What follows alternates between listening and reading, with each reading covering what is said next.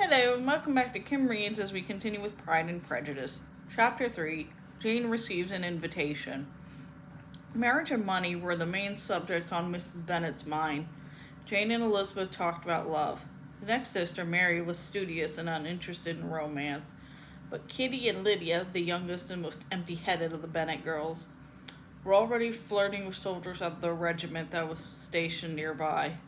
Of course, marriage was not a subject to consider lightly. Mr. Bennet's income was only £2,000 a year. Unfortunately for his daughters, his property would go to a distant male cousin, and so money was forever on Mrs. Bennet's mind. If a nice young colonel with £5,000 or £6,000 a year should want one of my girls, I shall heartily approve, said Miss Bennet. Miss Bennet often exclaimed to herself and to Mr. Bennet whenever that patient gentleman gave her the chance. She was interrupted this time by a servant who brought a letter from Netherfield for Jane. Miss Bingley, said Jane breathlessly, has invited me to dinner. Mrs. Bennet was thrilled. A horse was immediately brought to the house. Mrs. Bennet worried about the bad weather, but his wife would not hear of any delay. This is a wonderful sign, dear, she exclaimed. Use your charm to make a good impression. So, in spite of the rain and cold, Jane rode 4 miles to Netherfield. The next morning, however, brought the family disturbing news. A note arrived from Jane explained she had a bad cold and fever. The doctor who had been summoned suggested she spend a few days at Netherfield until she got better. Mrs. Bennet was thrilled by this unexpected event. This will give the young Bingley and Jane a chance to see more of each other, she said happily.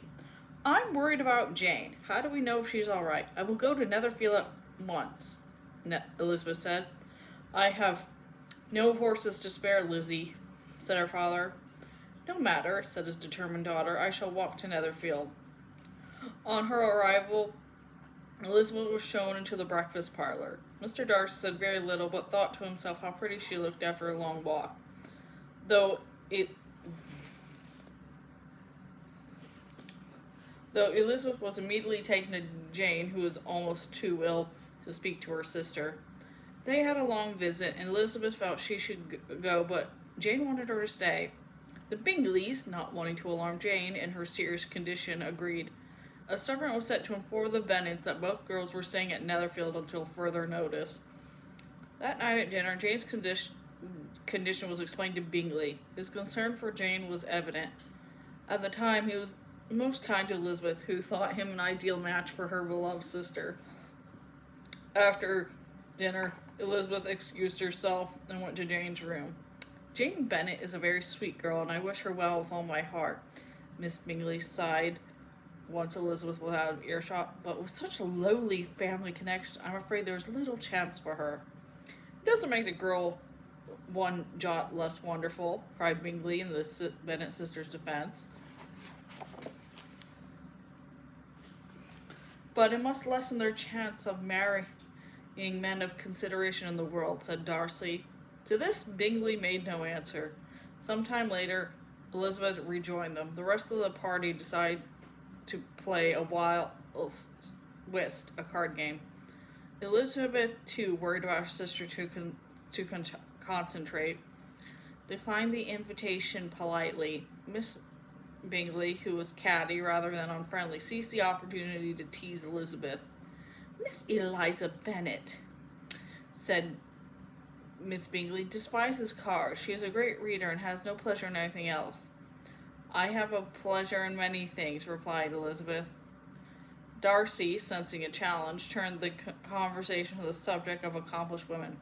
I only know 6 women who are already accomplished. I think such a woman might have had appreciation of the arts, speak several languages, and be knowledgeable about books, he said. I am not surprised at your knowing only 6 women, Elizabeth said. I am amazed you know any. Darcy looked at her carefully. It was not the answer he expected from her. Beneath Elizabeth's laughing hysteria, there was a very thoughtful young woman indeed. She had, it seemed, a great deal of wit and intelligence. That was not the sort of thing he would think about the traits of a girl who lived quietly and simply in the country. Perhaps he had been too quick to judge Miss Bennet. Perhaps his pride had gotten in the way once again. And that's the end of that chapter. I will see you later.